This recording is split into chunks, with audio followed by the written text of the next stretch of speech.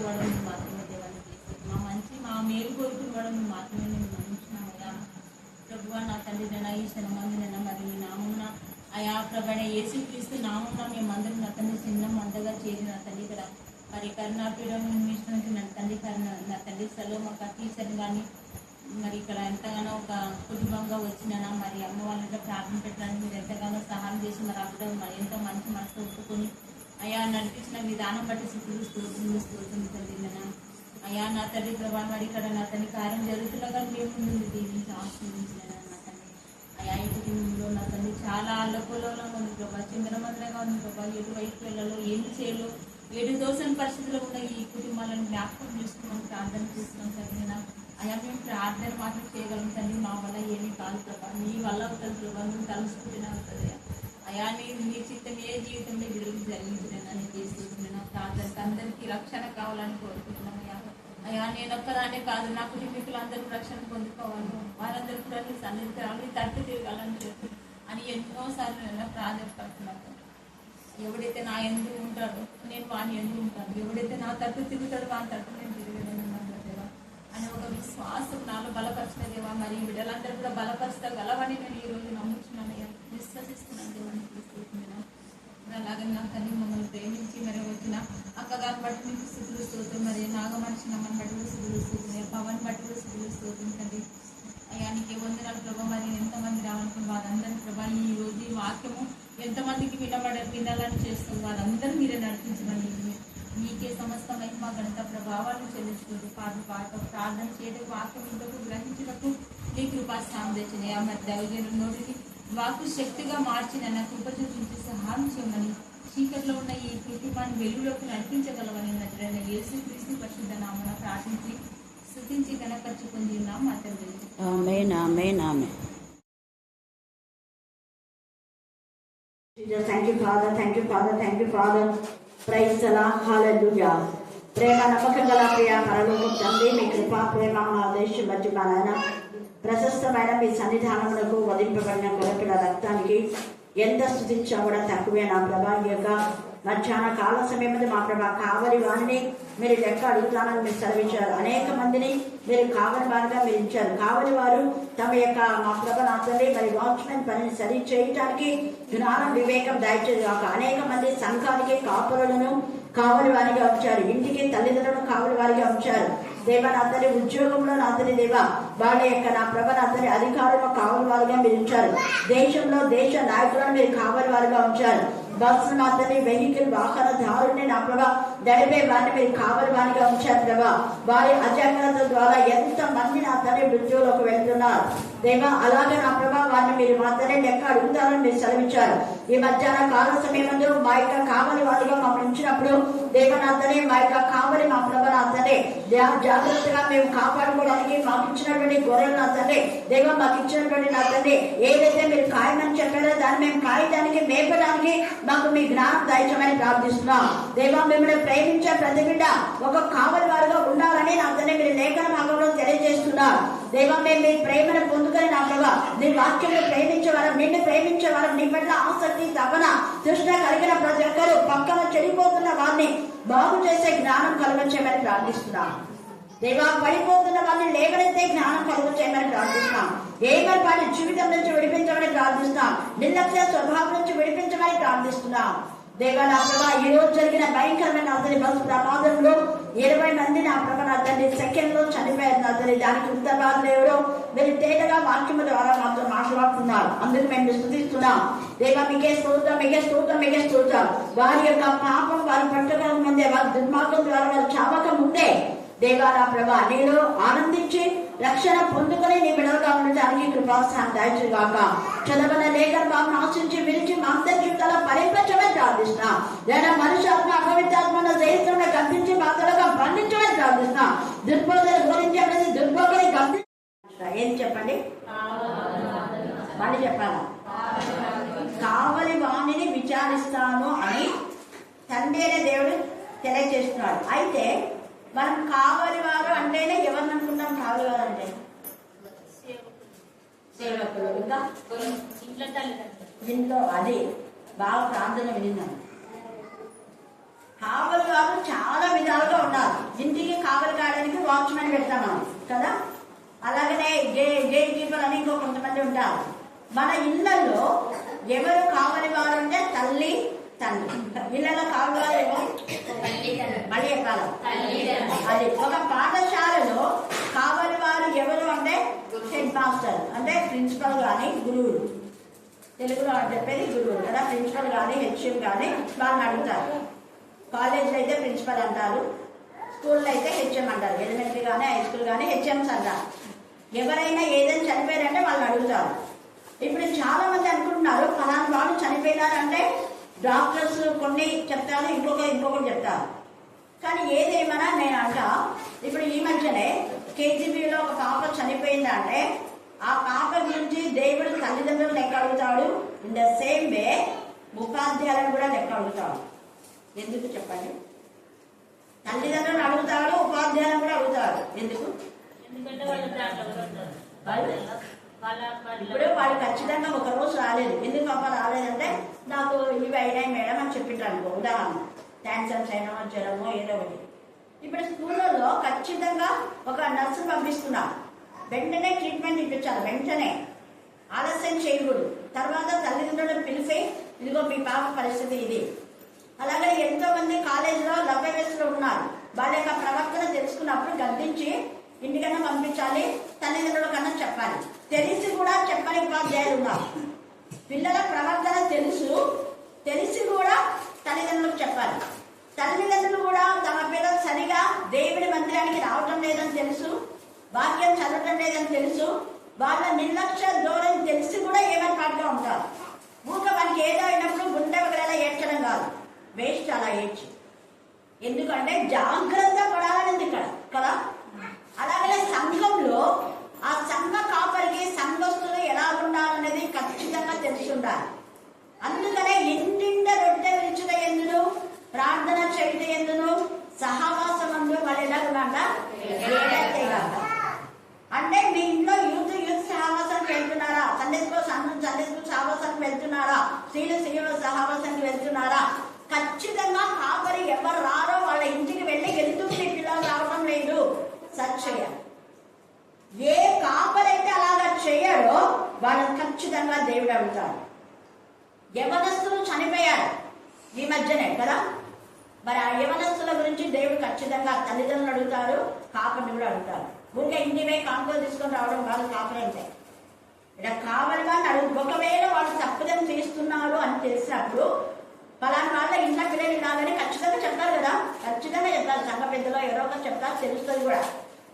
అప్పుడు నువ్వు వాళ్ళ ఇంటికి వచ్చి హెచ్చరిక చేయకపోతే, ప్రార్థన చేసి కానుక తీసుకొని పోతే ఖచ్చితంగా దేవుడు వాళ్ళ ప్రాణం గురించి నిన్ను అడుగుతాడు. వాళ్ళు రక్షణ లేకుండా చనిపోతే నరకానికి వెళ్తే దేవుడు లెక్క అడిగేవాడుగా ఉంటున్నాం.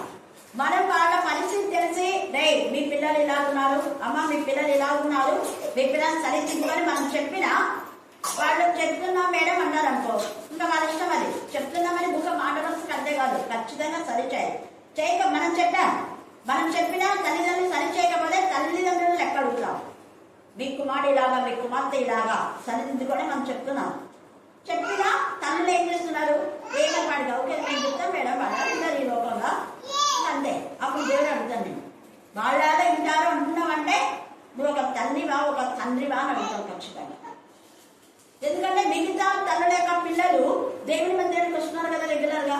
మరి వాళ్ళు ఎలా వస్తున్నారు? వాళ్ళు చిన్నప్పటి నుంచి గైడ్ చేసుకుంటారు. వాళ్ళకి భయం ఉంది కాబట్టి. మరి నువ్వెందుకు భయపెట్టలేదు?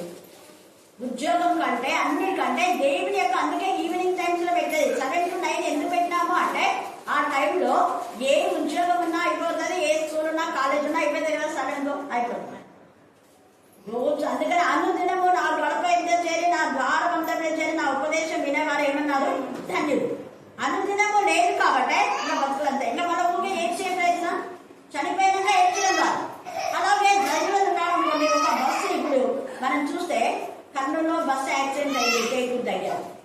ఖచ్చితంగా దేవుడు ఆ యొక్క డ్రైవర్ను ఉత్తరవాదిగా అడుగుతాడు. ఆ డ్రైవర్ బ్రతికినా చనిపోయినా కూడా అక్కడ లెక్క ఉండదు. ఎందుకో నువ్వు ఒకటి ప్రాణమే కాదు, నీతో పాటు 8 మందిని చంపేశావు చూడు అంటాడు దేవుడు.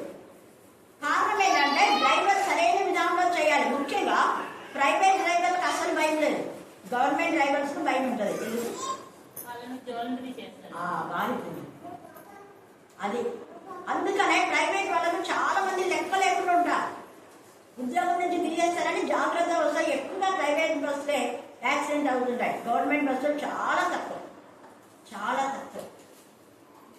అందుకనే ఈ సమయంలో మన జ్ఞాపకం చేస్తారు. ఒక తల్లిగా, ఒక కాపరిగా, ఒక ఉపాధ్యాయుడిగా, ఒక దేశ నాయకులు కూడా దేశంలో ఒకటి జరిగిందంటే ఖచ్చితంగా దేశంలో ఉన్నటువంటి అంటే ఆ యొక్క దేశం యొక్క వాళ్ళందరినీ కూడా దేవుడు లెక్క అడిగే వాడిగా ఉంటున్నారు. ప్రధాన మంత్రులు కానివ్వండి, ముఖ్యమంత్రి, ఇప్పుడు ముఖ్యమంత్రి లెక్క అడుగుతాడు దేవుడు. నువ్వు ఆ ప్రైవేట్ బస్సులు ఎందుకు పెట్టావు? చాలా మంది ప్రైవేటీకరణ చేస్తున్నారు. దేవుడు ఖచ్చితంగా లెక్క అడుగుతాడు. గవర్నమెంట్ బస్సులను నువ్వు ప్రైవేటీకరణ చేస్తావా అంటారు.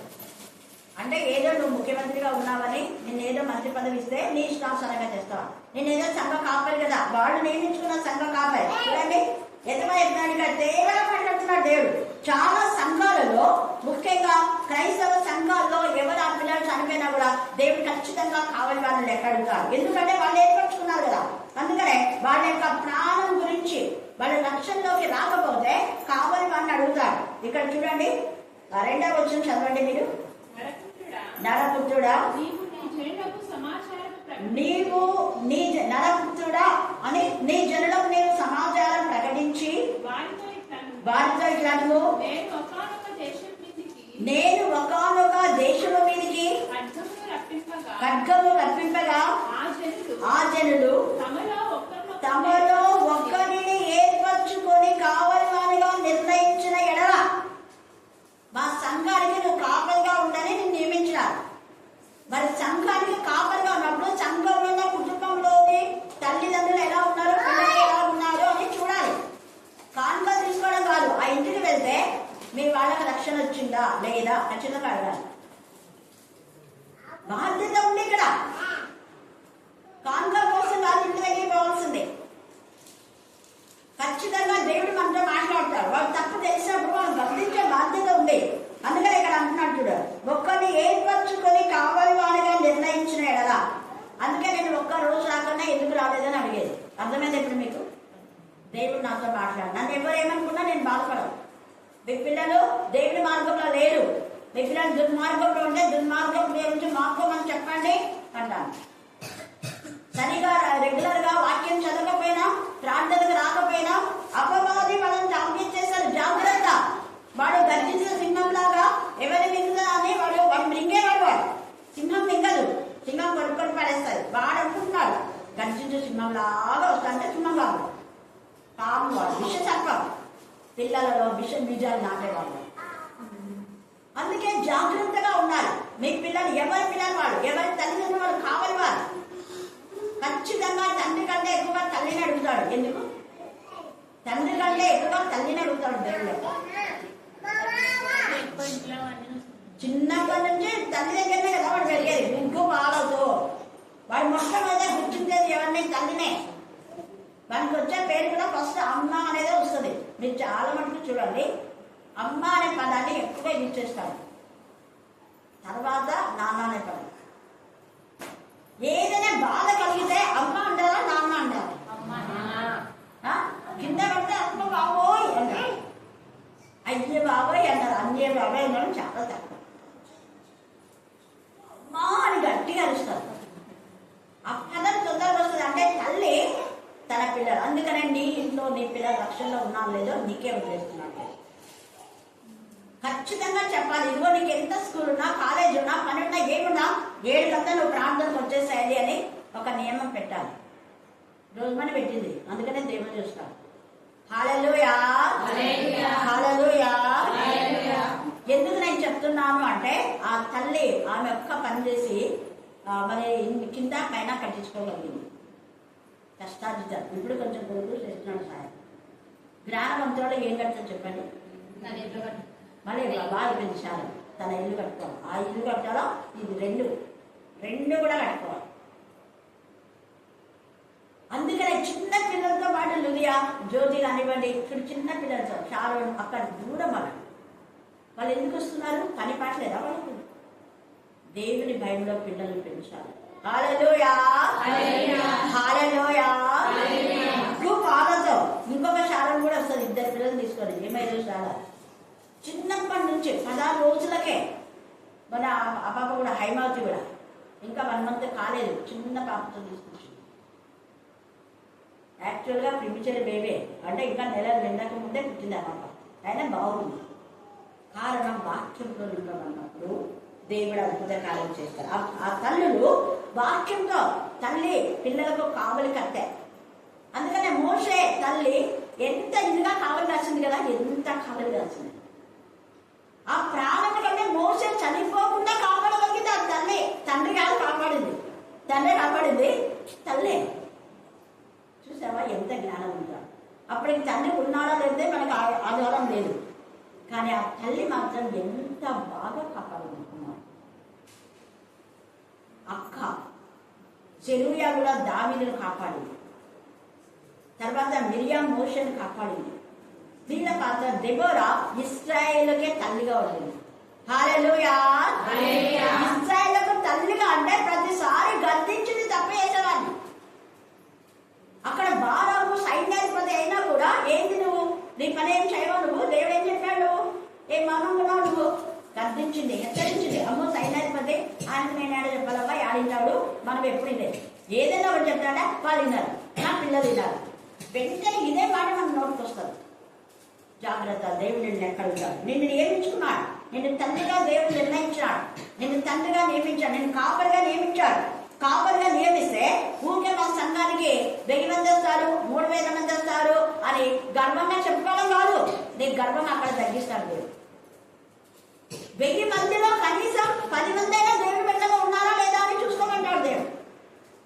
శక్తిలో వెళ్ళి కూడా తయారు చేయి. ఇంటింటికి వెళ్ళి ఇంటింటా వినిపించాలా అంటే ఇంటింటో వాక్యం ఖచ్చితంగా చదివి వినిపించాలి.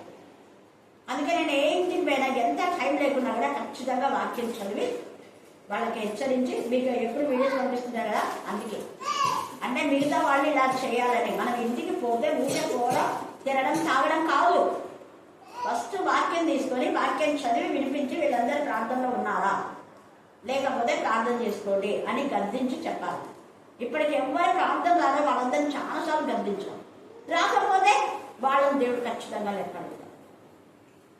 మనం చేసినా కూడా మన పని మనం చేయాలి. అందుకని ఇక్కడ అంటున్నాడు, ఒక్కరిని ఏర్పరచుకొని కావలగానుగా నిర్ణయించిన ఎడల అతడి దేశం మీదకి ఖడ్గం వచ్చిన చూచి బాకా ఊది జనులను హెచ్చరిక చేసిన సమయమున, ఇదిగో 2 యవనులు చనిపోయారు నాయన, మీ బతుకు కూడా నీకు దేవుడు జీవం ఇచ్చిన అంటే ముందు దేవునికి ఇవ్వాలి అంటాను నేనైతే.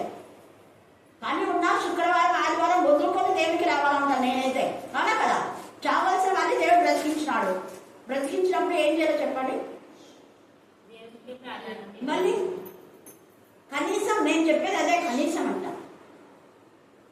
కనీసం శుక్రవారం రోజున ఆదివారం రోజున రాకపోతే దేవుడు ఏమన్నా విశ్వాసం కాదు. ఇది ఇట్లనే హఠాత్తుగా మరణాలు ఎప్పుడు చూస్తాడో తెలియదు.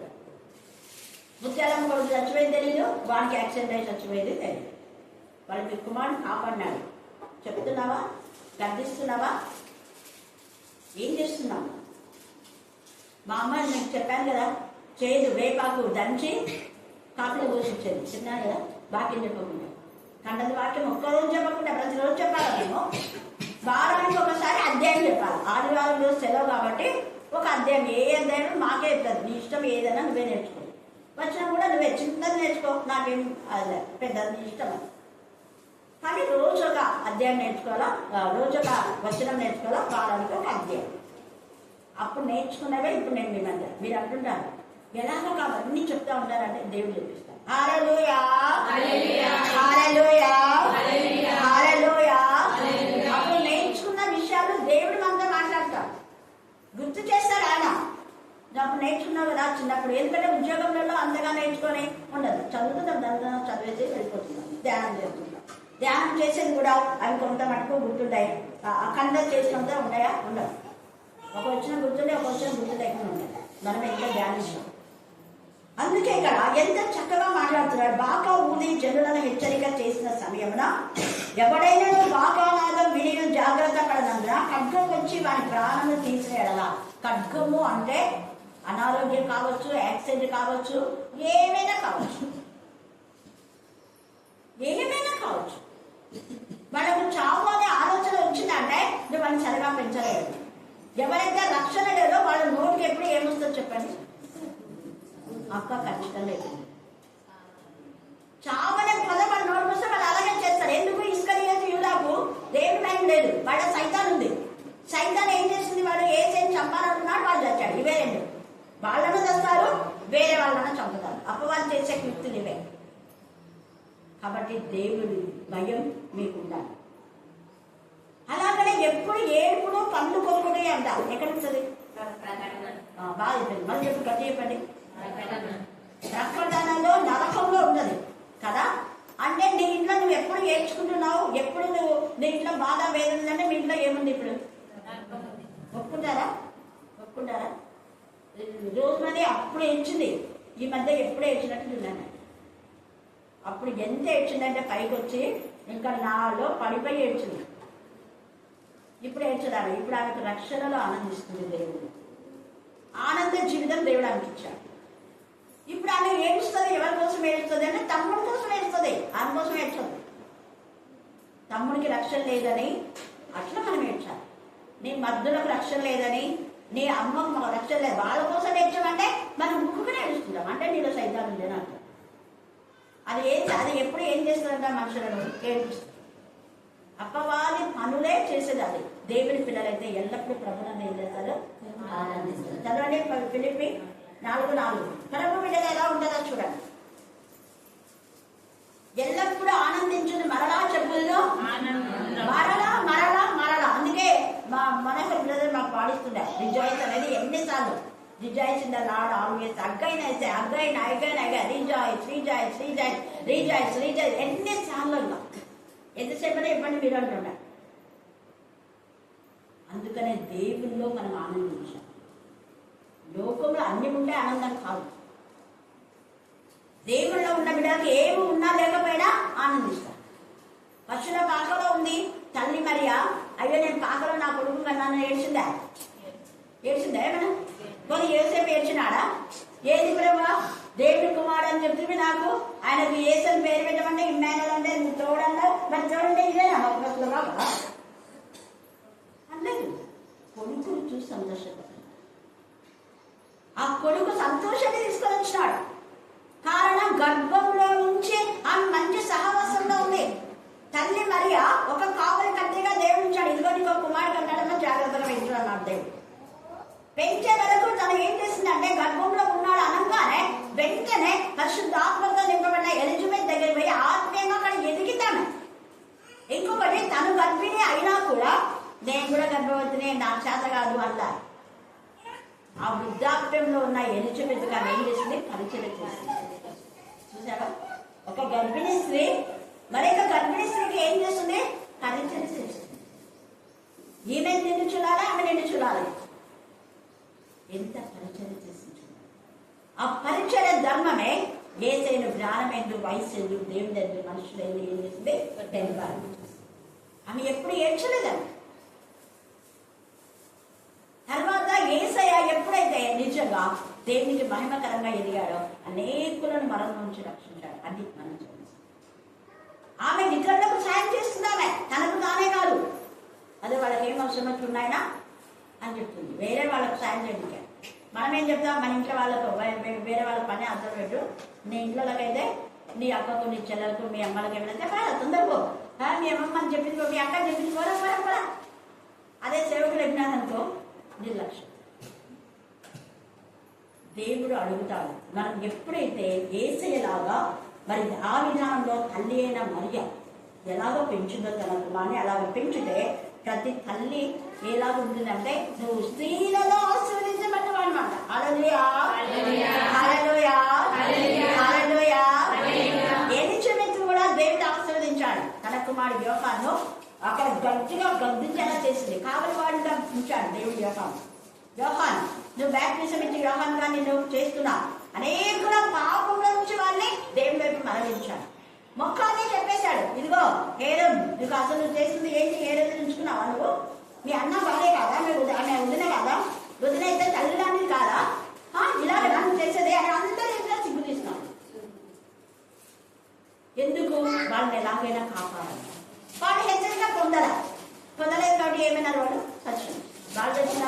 ఇవంటే సైతాన్ ఎప్పుడు చంపేది చావదు. యోహాను చంపినారు, వెంటనే వాళ్ళకి మరణం ఇచ్చు. దైవజన్ని బాధ పెట్టారు, వాళ్ళకి బాధ ఇచ్చు. అదే మనం యేసయ్య సమరయ స్త్రీని హెచ్చరిక చేస్తే సమరయ స్త్రీకి ఏమైంది? మారు. ఆమె సజీవంగా మారడమే కాకుండా ఊరి వాళ్ళందరినీ పాపం నుంచి బయటికి లాగింది. అది దేవుడి లక్ష్యం. ఏముందా నాకంతా ఇంతమంది ఉన్నారని నా పాపంతా బయట పెట్టాడు యేసయ్య, ఏమొచ్చినాడు ఈయన, ఇక్కడికి వచ్చినాడు, ఎవరు తీసుకొచ్చినారు అనేది మనమైతే అంటాం. ఆ సేవకుడు ఎవరు పిలిచినారు, మా పాపంతా బయట పెట్టినారు అంటారు. అవన్నీ అలా రండి, ఇదిగో నేను చేసిన పాపంతా బయట పెట్టాడు, ఈయన నేను యేసయ్య, నేను మెస్సయ్య, నేను కడుగున్నా, మీరు కూడా ఆయన దగ్గరికి రండి. మీ డ్రెస్ కూడా బాగైతే నాకు ఇప్పుడు ఎంత ప్రశాంతంగా ఉంది, బరువైన పాపకుండా కలగొన్నాను నేను, ఇక నేను పాపం చేయనన్నాడు, చెయ్యను కూడా. అందరూ ఎందుకు చెప్పినారు ఇక పాపం చెయ్యొద్దు అంటే అంతవరకు ఆ పాపంలో ఉంది అని. మనమైతే ఆయన ఆ పాపం గురించి నువ్వేది మాట్లాడేదండి. పక్షవాత రోగం కూడా యేసయ్య ఎదుటి అందరి ఎదుట దేవుని మందిరంలో ఉన్నాయి. ఇక్కడ నువ్వు మరి ఎక్కువ కీడు కలగకుండా ఏం చేయొద్దు, పాపం చేయదు. సీక్రెట్గా చెప్పలేదు, కారణం మిగతా వాళ్ళు విని పాపాన్ని మానుకోవాలి. అందుకే కావాలి వాడు గట్టిగా బాగా ఉంది హెచ్చరిక చేయండి. ఇదిగో దేవుడి అక్కడ సమీపంగా ఉంది, మీ యవ్వన పిల్లలు సరి చేసుకోండి. ఇదిగో వీధులలో చాలా మంది పిల్లలు దేవుడి వాక్యం వినడం లేదు, యూత్ మీటింగ్ పోవడం లేదు, పిల్లలంతా బయట ఆడుతున్నారు. వీళ్ళకంతా వాక్యాన్ని నేర్పించాలి, గట్టిగా చెప్పాలి, గద్దించాలి, తల్లులను పిలిచి మరి చెప్పాలి. ఎందుకంటే ఉపాధ్యాయులు ఉన్నప్పుడు ఒక్కరోజు పిల్లలు రాకపోతే తల్లులనే పిలిచి చెప్పేది అక్క తెలుసు. ఖచ్చితంగా వాళ్ళకి మనం చెప్పాలి. ఎందుకంటే ఊరికనే రాకుంటుంటారు. ఊరికనే మా అమ్మాయి చెప్పింది ఈరోజు ఇంటికాడ ఉన్నామంటే ఉంటూనే ఉండాలి. వాళ్ళని పిలిస్తే నేను చెప్పలే, ఇస్తే పడుకో అబద్ధం చెప్తాను, నా తల్లి చేయాలంటారు, బయటపడతారు. హల్లెలూయా, హల్లెలూయా. అలాగే మన పిల్లలు కాలేజీకి వెళ్తున్నారా లేదని మనం పట్టించుకుంటే పిల్లలు లేచిపోయి ఎందుకు పెళ్లి చేసుకున్నారు, లేచిపోయి చేసుకోవడం, మళ్ళీ 4 రోజులకు ఏడ్చడం, మళ్ళీ గొడవలు పడడం, మళ్ళీ ఇళ్ళకి రావడం, ఇదే జరుగుతా ఉంది. దేవుడు అడుగుతాడు, కావాలి వాడిని మీరు ఏర్పరచుకున్నారా? ఆ కావాలి వాడిని దేవుడు లెక్క అడుగుతాడు. అందుకని జాగ్రత్త పడనంటాడు. ఏవాడైనను బాగా నాదం విడియు జాగ్రత్త పడనందున ఖడ్గం వచ్చి, ఇప్పుడు ఇంత గట్టిగా మైకులో ఎంతమంది వీధిలో ఉన్నారో వాళ్ళందరికీ దేవుడు అడుగుతాడు. ఆ రోజు చెప్పింది కదా మైకులో, మీరు చెప్పిన ఆమెను బట్టి మీరు విని మీ బతుకులు సరి చేసుకోలేదు కాబట్టి మీ పిల్లల బతుకులు ఇలాలో ఉన్నాయంటాడు దేవుడు. మీ పిల్లల బతుకులు ఇలా కావడానికి కారణం ఏంటంటే మీరు విన్నారు కదా. ఎన్నిసార్లు గద్దించినారో తెలీదా, ఎన్నిసార్లు హెచ్చరించినారో తెలీదా. గద్దించినప్పుడు మీరు నిర్లక్ష్యం, లోకంలో పిల్లలంతా ఇదే అనేవాళ్ళు ఉంటారు. ఉన్నారా? ఉన్నారు. మా ఊరు ఒక్కడేనా, మా పిల్ల ఒక్కడేనా, అలాంటి వాళ్ళకు దేవుడు అంటున్నాడు. చూడండి ఏమంటున్నాడంటే, వాడు జాగ్రత్త పడనందున ఖడ్గం వచ్చి వాడి ప్రాణం తీసేలా వాడు తన ప్రాణంకు తానే ఉత్తరు. ఇప్పుడు డ్రైవర్ ఏదో చెప్తున్నారంట, బస్సు వెనుక మళ్ళించో ఏదో చెప్పినారంట, చెప్తే కూడా ఆయన నిర్లక్ష్యం చేశాడు. ఇప్పుడు డ్రైవర్ని అడుగుతారు ఖచ్చితంగా, లేకపోతే కొంతమంది బాగా కాపాడే వాళ్ళు అని అంటున్నారు. దాంట్లో మేము చెప్తున్నాం గట్టిగా, వెనక తీసుకో అంటున్నా కూడా ఆయన అదే కొంచెం నిర్లక్ష్యమే. చూడండి 20 మంది ప్రాణాలు. ఆ 20 మందిలో ఎవరైతే దేవుని భయభక్తి కలిగి ఉంటారో వాళ్ళు అక్కడ చనిపోయినా ఎక్కడ చనిపోయినా ప్రభులో ఉంటారు. హల్లెలూయా, హల్లెలూయా.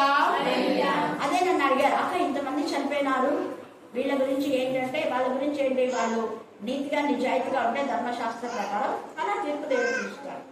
వాళ్ళు ప్రభునందు ఉంటే ప్రభులో వాళ్ళు ఉంటారు. చనిపోయినా ఎక్కడ చనిపోయినా, కాల్చబడి చనిపోయినా, చంపినా, ఖడ్గంతో చంపినా, నీళ్లు వేసి ఇట్లా చనిపోయినా ప్రభులో ఉంటారు. ఎందుకో వారి క్రియలు వారి వెంట పోతారు.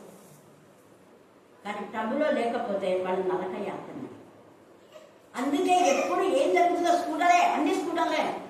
అప్పుడు జరిగింది స్కూటర్ యాక్సిడెంట్ కదా, ఇప్పుడు ఆ స్కూటర్ ఆ స్కూటర్ నడిపేవాడి అవివేకం. ఇప్పుడు తల్లి ఏడుస్తుంది, ఎట్లా ఏడుస్తుంది కదా, టీవీలో మీరు చూసుకుంటారు. ఎంత ఏడ్చే ప్రజలు వాడు ఎక్కడ అంటే 20 మంది చెప్పినా మరి వాడికే వచ్చాడు. రాంగ్ రూట్లో వాడు వచ్చాడు. బస్సు మధ్యకి వెళ్ళినాక రాంగ్ రూటే కదా, మరి సైడ్కి పోలేదు, మధ్య లోపలికి పోయింది. బాగా చూపిస్తున్నాం. తల్లి గోడకు తల కొట్టుకొని ఏడుస్తుంది. ఏం చేసినాం? పిల్లలు జాగ్రత్తగా అందుకే నేను చిన్నప్పుడే పిల్లలకు సరిగా రాకుండా స్కూటర్ వాడొద్దండి అంట. అప్పుడు చిన్న స్కూటర్ తీసుకుంటే ఎదర్చినా నేను స్పోర్ట్స్ స్కూల్స్ వాళ్ళు తర్వాత పల్లదాన్ని అందిస్తున్నాను ఏమో తెలియదు. హల్లెలూయా హల్లెలూయా. అందుకే మన పిల్లలకు ఉన్న జాగ్రత్త ఎప్పుడు ఎలా వస్తుందో మరణం తెలియదు. వాళ్ళ ప్రాణంతో దేవుడు వీళ్ళని అడుగుతారు. మన డ్రైవర్ని అయితే డ్రైవర్ని, తల్లిని ఇంటి వాళ్ళ మీ పిల్లలైతే మీ తల్లిని అడుగుతారు. సంఘ కాపర్ని కూడా ఖచ్చితంగా అడుగుతారు. తర్వాత చూడండి, తన ప్రాణములకు తానే ఉత్తరవాది ఏలేనగా వాడు జాగ్రత్త పడిన ఎడల తన ప్రాణములు రక్షించుకున్నాడు. అయితే కావలి వాడు ఖడ్గం వచ్చుట చూచియు బాగా ఊదనందున అంటే ఇంటింటికి పోయి చెప్పలే. మనం ఏదైతే ఇంటికి పోయి చెప్తామా లేదా? కొంతకాలం పండుగంటే ఏం చెప్తారు? గట్టిగా చెప్పండి, గట్టిగా ఇంకా గట్టిగా. వాడు శాపత్తులు మంత్రి ఉన్నా అంటే ఇంటికి పోయి ఇంటికి చెప్తారా? దెబ్బల కోసం ఇంటింటికి పోతాం, క్రిస్టమస్ అప్పుడు ఇంటింటికి పోతాం. మరి ఇప్పుడు ఒక యూత్ చనిపోయినాడంటే వెంటనే అలర్ట్ అయి వేరే తల్లులకు హెచ్చరించాలి. అందుకనే దేవుడు ఎక్కడుంటాడు చూడండి. పరమ గీతము కూడా ద్రాక్ష తోటలు పూత పట్టినాయి, కానీ ద్రాక్ష తోటలు చనిపోయిన నక్కలను ఏం చేయాలంట? పట్టుకొని సహాయం చేస్తారు. ఏ కాపరి సరిగా లేదో ఆ కాపరిని నిలదీయాలి అంటున్నాడు ఇక్కడ ఎంత చక్కగా. అందుకని ఇక్కడ అంటున్నాడు చూడండి, యేసయ్య నిలదీశాడు ఆ యాజకులను, శాస్త్రులను, పరిచయంత వేషధారులారా, చిన్నపట్టిన సమాజాలా అన్నాడా? అన్నాడు. ఒకనే అన్నాడు, దేవుని మందిరంలోనే దొంగలు గుహలో చేశారా మీరు నా మందిరాన్ని? ఇది నా మందిరం, ఇది మీ మందిరం అయితే మీరు ఇలా చేస్తారా అన్నాడు. తర్వాత చూడండి, అందుకే ఖడ్గం వచ్చి వారిలో ఒకరి ప్రాణం తటస్థించిన కదా వాడు తన దోషమును బట్టి పట్టుబడినను నేను కావలి వారి యొద్ద వారి ప్రాణమును గురించి విచారు. వారి దోషం చేత ఒకవేళ చచ్చిపోయినా ఎవరిని అడుగుతారంట? మరి చెప్పండి, వాడు దోషం చేత చచ్చిపోయినా, వాడు చచ్చిపోయితే దోషం చేతనే చచ్చిపోయినారు. ఇప్పుడు ఏదో ఒక విధానం చనిపోయినారు, కానీ దేవుడు అడిగేది ఎవరిని? డ్రైవర్ని అడుగుతారు. అలాగనే క్రైస్తవులు చనిపోయినారంటే కాపర్ని అడుగుతారు. ఆ వీధులలో వాళ్ళు చనిపోయారంటే వీధిలో పెద్దలను అడుగుతారు. ఎంత తేడాగా మాట్లాడుతారో చూడండి. ఎందుకంటే వాడు తన దోషంలోనే చచ్చిపోయినాడు, కానీ నువ్వు వాడిని దోషమనే హెచ్చరిక చేయలేదు.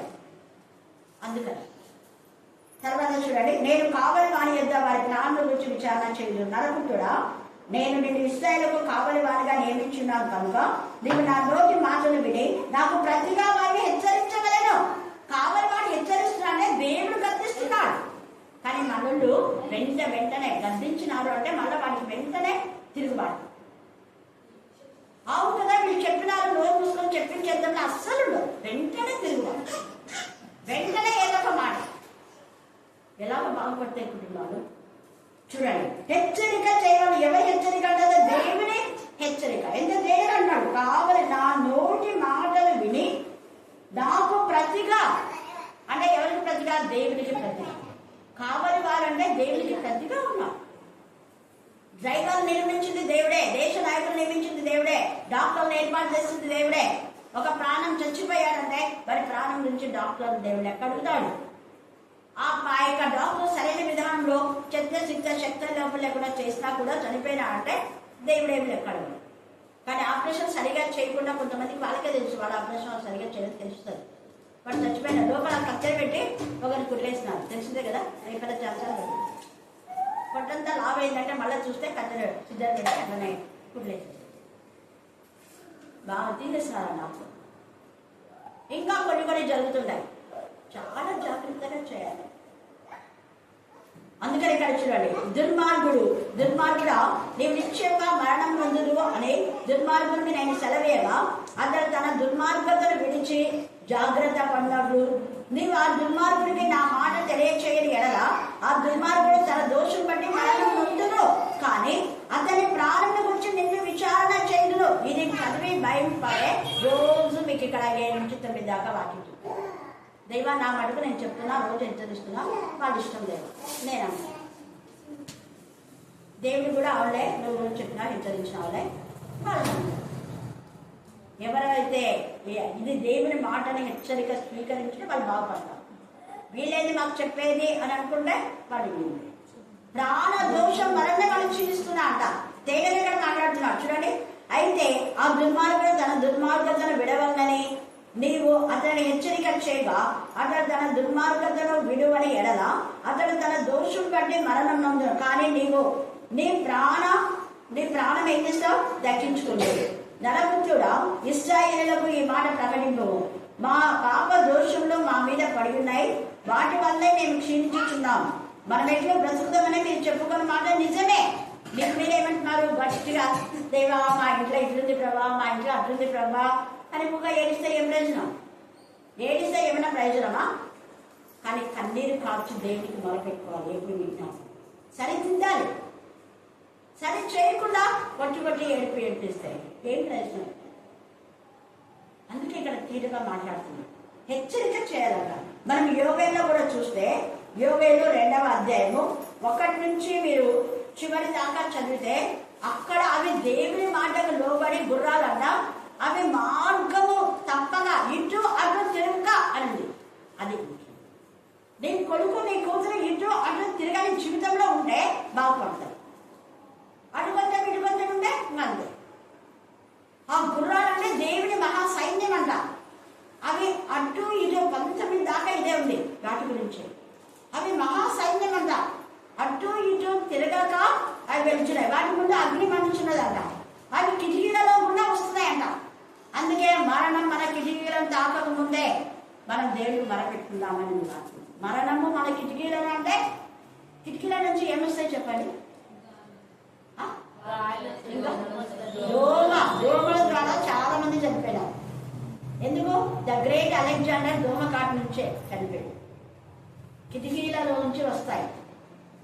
మనం దేవుళ్ళో ఉంటాయి. మనకి ఎంత జబ్బు వచ్చినా కూడా దేవుడు బాగు చేస్తాడు. ఎందుకంటే ఇశ్రాయేలులకు ఆ యొక్క మరి ఐగుప్తులకు అన్ని రోగాలు వచ్చినా ఇశ్రాయేలులకు ఏమీ తగలలేదు.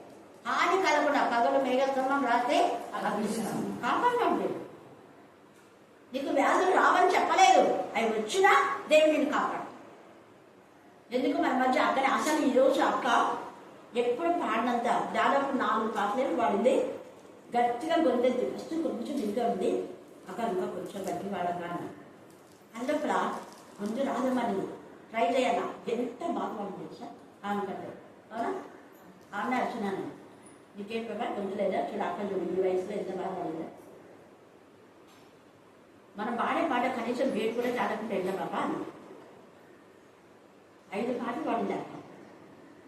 మీరు వినిలేగినా సంతోషపడుతుంది. అంత వయసులో దేవుడు నూతన శక్తి తన విలపిస్తుంది. హల్లెలూయా. ఇలా దేవుడు ఇంకా స్తుతించి గణపరచాలనే ఆయనకు మళ్ళీ దేవుడు ఆయుష్నిచ్చినాడు. ఇంకా ఎంతవరకు దేవుడు పాడించుకుంటాడో, ఎంత సంతోషపడతాడో దేవుడు. అందుకనే ఇక్కడ చూడండి ఎంత చక్కగా అక్కడ అడుగుతున్నాడు దేవుడి యొక్క క్షీణి. వాడు ఎందుకు మీరు క్షీణిస్తున్నాడంటే మీ పాపం నుంచే తెగన మాట్లాడుతున్నాడు. 10వ వచనంలో మీ పాపం నుంచే మీరు క్షీణిస్తున్నారు. మీకు ఎందుకు క్షీణ దశ, ఎందుకు ఈ బాధ, ఎందుకు ఈ రోదన అంటే ఆ యొక్క దాని నుంచే మీరు క్షీణిస్తున్నారు. మీ పాపంలో వలనే మీకు క్షీణ దశ. పాపంలో వల్లనే అప్పుడు ఆర్థిక సమస్యలు, పాపం వల్లనే ఇంకా చాలా కొన్ని రోగాలు కూడా వస్తాయి.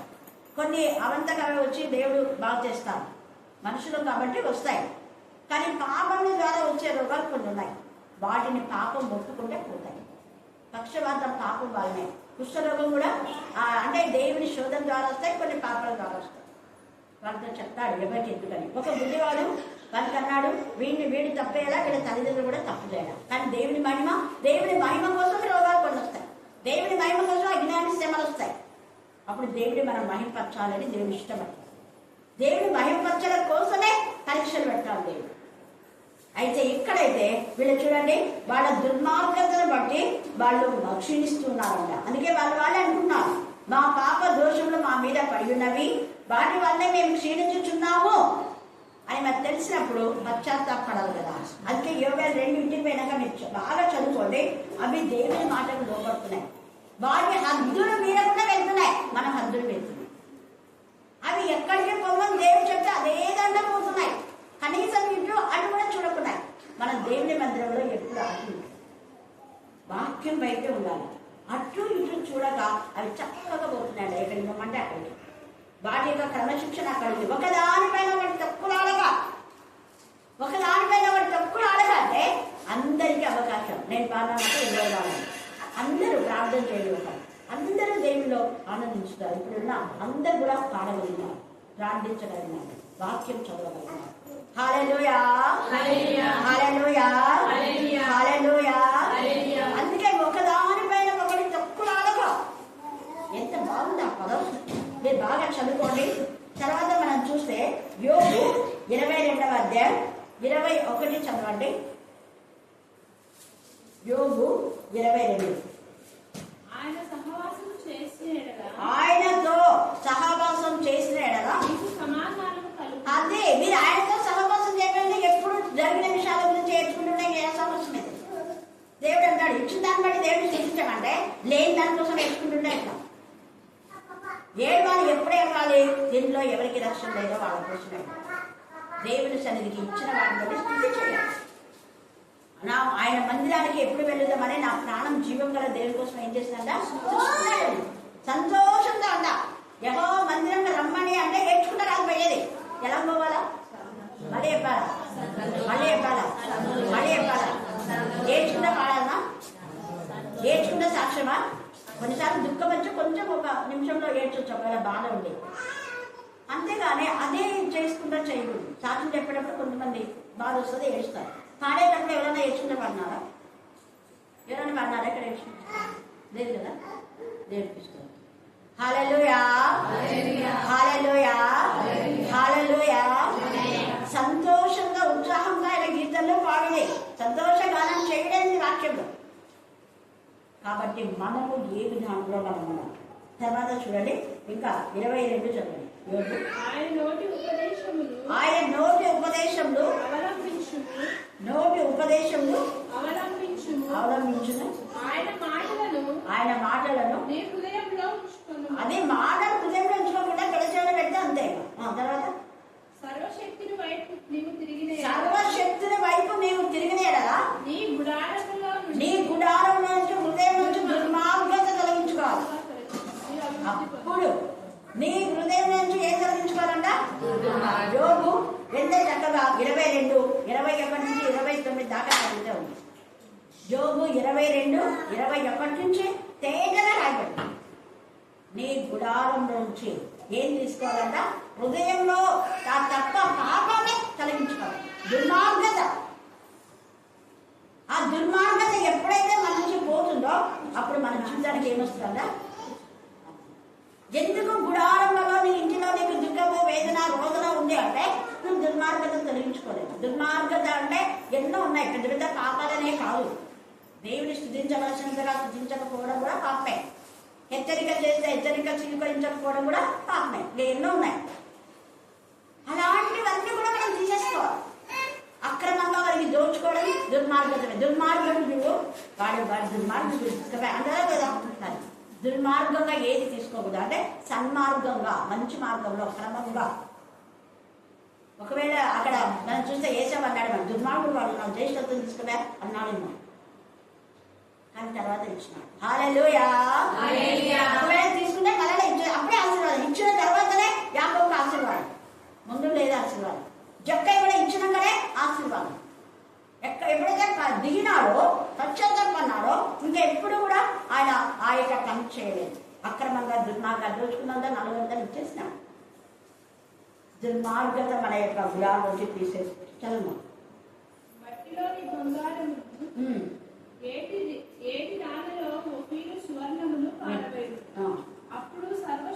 మట్టిలో బంగారం అన్నావు కదా, ఇది అందరం చేసుకోండి. ఒక రోజు ఇప్పుడు గోల్డ్ చాలా పెరిగినా కూడా కొంటున్నారు. కానీ ఒక రోజు బంగారం బాగా కొని పెట్టుకొని ఎంతెంత అది దుబాయ్ నుంచి అక్కడి నుంచి బిస్కెట్లు అవన్నీ దాచుకుని ఉంటారు. రాజకీయ నాయకులంతా అక్కడ డబ్బులు దాచుకోలేక బంగారం కొని పెట్టుకున్నారు. డబ్బులు అయితే కట్ట ఇంత అవుతుంది కదా, ఆ కట్ట తెచ్చి చిన్న చిన్న బిస్కెట్లు పెట్టుకుంటారు. ఒకరోజు ఇవన్నీ పడేసేస్తారు. ఎందుకు పడేస్తారు? ఎప్పుడు పడేస్తారు చెప్పు? బంగారం వీధుల్లో పడేస్తారు. ఎప్పుడు పడేస్తారు? కనుక సర్చ్ చేసినప్పుడు వాడి ఇంటి మీద సోదా చేయకుండా ఏం చేస్తారు? కాలంలో పడేస్తారు, ఆడ పడేస్తారు, ఈడ పడేస్తారు. నాకు తెలుసు కొంతమంది, అక్క ప్రే చేయండి అక్క అంటే చెప్పినా నేను అంతా 3 ఏళ్ళకి ఒకరోజు అట్లా పడేస్తాను. అది కాకుండా ఇంకా వరదలు వచ్చినప్పుడు కూడా, వరదలు వచ్చినప్పుడు మాకు తెలుసు మనం బంగారుపేటలో రెడ్డి వాళ్ళ ఇంటికి ప్రేయర్ పెట్టించాడు కృష్ణమోత్సవం గుర్తుందా నీకు? రుమేనంగా తీసుకొని పోతుంది ఆమె చూడండి ఇంత మూట కట్టి బంగారము ఇలా తీసి ఇచ్చి కొట్టింది ఇలా అంటే సోఫాల కిందికి అన్ని పైన ఆమెకు బాగా జరిగిపోయారు వాళ్ళు గెలిచేవాళ్ళు. కానీ ప్రతి క్రిస్టమస్కు మా ఫ్యామిలీ తప్ప ఎవరు పిలిచేవాళ్ళు. మా ఫ్యామిలీ ఒక్కటే పోయి ప్రేర్ చేయాలి. ఒక 20 మంది 25 మంది 30 మంది పైన అందరికీ బాక్సులు ఇస్తారు. చీరలు అదే దైవజనులకైతే అది ప్రేర్ చేయమనింది. నేను కూడా చేసిన అన్న చేయమన్నా. పాప ఇట్లా ఏమో పోయింది అంటే అంతే వెతకమన్నా ఎక్కడికి పోయి ఉంటుందంటే ఖచ్చితంగా సోఫా అంతా ఇట్లా జరిగితే అది దొరుకుతుంది. రీసెంట్గా సునీల్ పాస్టర్ వాళ్ళ యొక్క సౌజన్యం ఆమెది కూడా 2 నెలల ప్రే చేయకండి 5 సార్లు ఎత్తిందండి ఆమె. లేదమ్మా బాగా వెతుకు ప్రాణం చేసుకుని ప్రకటన పదాలు అధ్యాయం చదువు 5వ అధ్యాయం చదవమని చదివి అక్క ఇప్పుడు 3 లక్షలు ఇద్దక్క అనేది ఏం కాదు. మనం ఒకరికి హాని చేయకపోతే మనది ఎక్కడున్నా మనకు మళ్ళీ తిరిగి దేవుడిస్తాడు. ప్రాణం చేసి మళ్ళీ వాక్యం చదివి ప్రాణం చేసుకుందంట. ఆ కబోర్డ్లో అంటే నేను ఎప్పుడు కబోర్డ్లో పెట్టినాకంటే ఒకసారి చూడు అన్న లోపల ర్యాక్లో దానికి ఎక్కడో తగిలింది. హల్లెలూయా హల్లెలూయా. శాంసులర్ వాళ్ళకి కూడా దాని బీరువాలో ఎత్తుకంటే అక్క ఎన్నిసార్లు ఎత్తుకున్నామక్క 4 గాజులు అంటే 4 గాజులు ఏమో 2 అయితే కనబడుతున్నాయి అంటే 2 ఉన్నాయి. 2 వాళ్ళని తీసుకున్నారని తెలిసింది. ఇప్పుడు అయింది కూడా. హల్లెలూయా హల్లెలూయా. ఎందుకు అంటే మనం దేవుని ఆత్మతో సత్యంగా ఆరాధించి పూర్తిగా ఎత్తితే మనం ఒకరికి హాని చేయనప్పుడు అది పోయినా మన దేవుడు మహిస్తాడు. ఉదాహరణ ఎవరు? దావీదు. ఎంతమంది లేరు? ఎస్తేరు కదా. మన పోయినంతా మనం తెచ్చుకున్నాడు. ఇస్తాడు దేవుడు. మనది ఎవరు దోచుకున్నా కూడా అక్రమంగా దోచుకొని బలంతన మా బలం ఉందని బలం ఉందని దోచుకున్నారనుకో బాధపడదు. దేవుడు అక్కడ ఖచ్చితంగా దేవుడు మళ్ళా ఇస్తాడు. ఆయన సర్వశక్తి మందులు. అందుకనే ఈ సమయం ముందు ఆ యోగు 21 నుంచి 29 దాకా మీరు చదవాలి.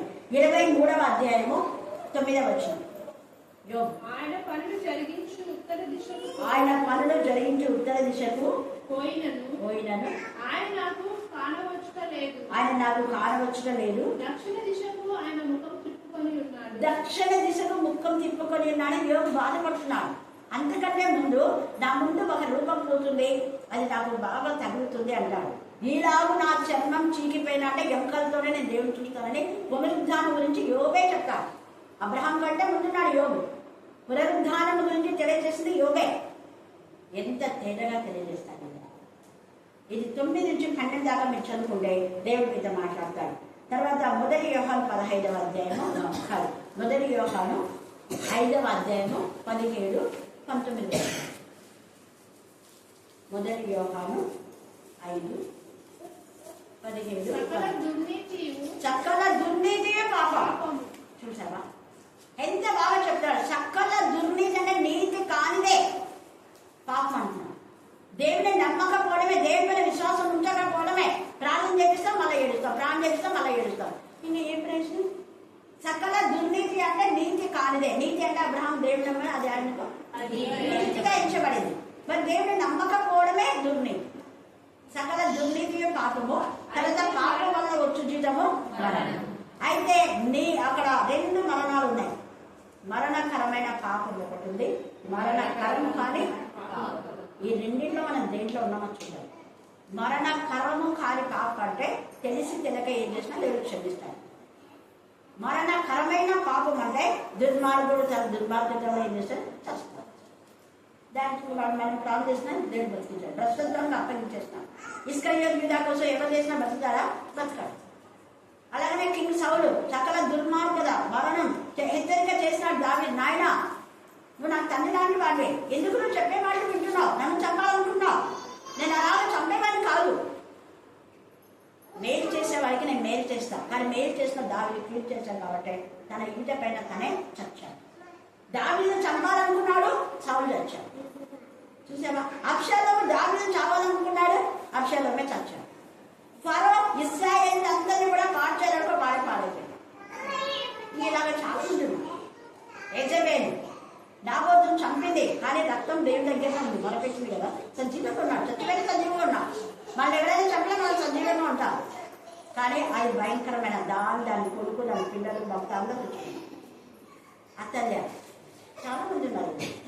కాబట్టి ఈ సమయమందు మనము మరణకరమైన పాపం చేయకుండా, దాని అర్థం ఏంటంటే ఒకడు చావు బతుకుల మధ్య ఉన్నా అంటే వానికి వాక్యంను ఖచ్చితంగా చెప్పి మన జీవంలోకి నడిపించాలి. అది మన బాధ్యత. వాడు ఏమైపోతే నాకేంలే అని నేను అందుకే పదే పదే పదే హెచ్చరిక చేస్తాను. ఒకప్పుడు ప్రార్థనకు వచ్చి శుక్రవారం ప్రార్థనకు రాకపోతే మా ఇంట్లో ఇది జరిగింది అక్కడ చర్చలో శాస్త్రం పెట్టింది రత్నాలమ్మ. ఎన్నిసార్లు పెట్టినా ఏమంటున్నాను, తల్లులు కొన్నిసార్లు వచ్చి రాకపోతే కూడా పిల్లలకు బాగా నేను చెప్పిన రత్న ఇది మీ నుంచి కాదు, మేమని చెప్తున్నాను. ఎందుకు చెప్తున్నానంటే ఓపెన్గా దేవుడు ఏం చెప్తారు, తల్లులు ముందు సరిగా ఉంటే దేవుడికి మొరపెట్టి ఆ చిన్న స్త్రీ వాళ్ళ పిల్ల రాదా, ఎవరు వచ్చింది, తల్లి వచ్చింది. తల్లి వచ్చి మొరపెట్టింది. పిల్ల ఎక్కడ ఉంది కదా, మరి ఆమె మీరు మత్తయి వార్త 15 చదవండి 22లో సురభేకంటే పెద్ద ఆస్తి పనులు ఆమె, వాళ్ళు అసలు బయటికి రాదు, 100 మంది పనులు ఉంటారు. కానీ స్వయాన ఆమెను వచ్చి నా కుమార్తె అయ్యగారు బాగు చేయండి అంటే ఏ చిన్నమ్మ అన్నాడు ఫస్ట్. మళ్ళీ అదే పిల్లలు అడుగుతుంటే అమ్మ నేను వచ్చింది ఎందుకోసము, నా పిల్లలకు రొట్టె వేయడం కోసం వచ్చిన, కుక్క పిల్లలకు రొట్టెలు వేస్తారా అన్నారు. ప్రభా పర్లేదు, కళ్ళ కింద పడే ముక్కలను ఉంటాయి కదా.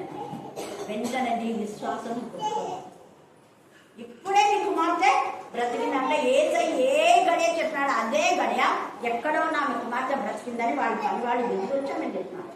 అది తల్లి. హల్లెలూయా, హల్లెలూయా, హల్లెలూయా. ఎంత ఆస్తి పరులైనా తగ్గించుకొని ఏసై దగ్గరికి వచ్చి 2-3 సార్లు ఒప్పుకోలేదు. ఏసై వెళ్ళలేదు కూడా. వాడుండి ఏసై చాలా నిజుకున్నాడేమా నన్ను పో అన్నాం. ఆమె పోమన్నా కూడా పోలే. ప్రభా నా బిడ్డ నేను ఇస్రాయేల్ కోసం అమ్మ వచ్చిన ప్రభా తెలుసుకుంటా మేము కుక్కలు, మా బతుకంతా కుక్క బతికే, మనమైతే అయ్యాలని కుక్క అంటావా, నన్ను కన్ను అంటావా అంటావు అన్నా. ఆ తగ్గింపుకే ఆమె కుమార్తె. అందుకే ఈ సమయంలో తల్లులైన వాళ్ళు ఎక్కువగా మీ పిల్లల కోసం దేవుని సంతం మొదలుపెట్టండి. తల్లిదండ్రుల దిగున చాలా మంచి, చాలా మంచి. దేవుడి లేఖన భాగం దీవించి ఆశీర్వదించుగాక. ఆమె ఆమె చివరి ప్రార్థన మరియమ్మ చేస్తారు. మరియమ్మ సంవత్సరం తండ్రి నేను పరిశుద్ధాత్మ గొప్ప తండ్రి మీకు ఇస్తూ తండ్రి నీకు ఒక మాట ద్వారా తండ్రి నేను మాకు మరుగు చేసినందుకు ఒక మాటను బట్టి మీకు ఇస్తూ తండ్రి. ఇప్పుడు జరుగుతున్న ఈ యొక్క దినాలలో తండ్రి నేను ప్రతి ఒక్కరిని తండ్రి నేను ఏ పని నిమిత్తం వలన తండ్రి నేను మీరు ఏర్పరచుకున్న తండ్రి నేను దాన్ని తండ్రి నేను సక్రమంగా చేస్తూ తండ్రి నేను నీ యొక్క పనిలో కూడా తండ్రి నేను వాడబడాలి, నీ యొక్క రాజ్యంలో చేరాలని మీరు ఆశపడుతున్నారు తండ్రి నేను. కుటుంబం నిత్యమైతే తండ్రి నేను తల్లిదండ్రులు ఉంచారు తండ్రి నేను, రాజ్యానికి పరిపాలన చేయడానికి మనుషులు నుంచి ఉన్నారు తండ్రి. ఏ పని కోసం ఎవరు నియమించబడ్డారో తండ్రి నేను ఆ యొక్క పనిని తండ్రి నేను హెచ్చరిక కొద్ది తండ్రి నేను జాగ్రత్త కలిగి తండ్రి నేను మరి పని చేయటం నీ యొక్క సహాయం దయచేయండి తండ్రి నేను. మా యొక్క నిమిత్తము తండ్రి నేను పరలోక రాజ్యాన్ని మీరు వదిలి తండ్రి నేను మా యొక్క నిమిత్తం తండ్రి నేను ఇహలోకానికి వచ్చి తండ్రి నేను ఏది మరుగు చేసి ఉన్నారో తండ్రి నేను ఏది తండ్రి నేను తప్పిపోతున్నారో తండ్రి నేను ఆది అంతం సమస్తము తండ్రి నేను మా కొరకు మీరు ఇచ్చి ఉన్నారో తండ్రి నేను మరణపు పడకలో నుంచి తండ్రి నేను లేవనెత్తిన్నాను తండ్రి. సమస్తం యొక్క చిత్తమేమో తండ్రి నేను నీకు ఇస్తూ ఉంటుంటాను.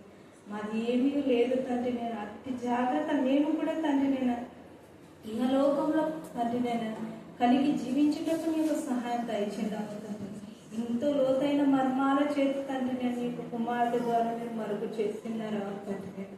ఒక కుటుంబానికి తండ్రి నేను తల్లిదండ్రులే తండ్రి అట్టి బాధ్యత లేకపోతే నిజంగా తండ్రి నేను పిల్లలు తండ్రి నేను ఎంతో మంది ఉన్నప్పటికీ లేకున్నప్పటికీ వెళ్తాను కనుక తండ్రి నేను వాళ్ళని తండ్రి నేను కని ఉన్నామంటే తండ్రి నేను అట్టి జాగ్రత్త కలిగి తండ్రి పెంచే జ్ఞానాన్ని మాకు అనుగ్రహించండి తండ్రి నేను. ఏ రీతిగా తండ్రి నేను సాంసన్ గారి యొక్క తల్లిదండ్రులు అడిగి ఉన్నారో తండ్రి నేను మేము అట్టి తండ్రి నేను వినే విధేయత కలిగి నేను అడుగు బతి మాలుకుంటున్నాము తండ్రి. నీకు స్తోత్రం తండ్రి తండ్రి. ఎంతో మంది తండ్రి నేను ఎవరు పాడైపోతున్నారు తండ్రి. పిల్లలు కూడా తండ్రి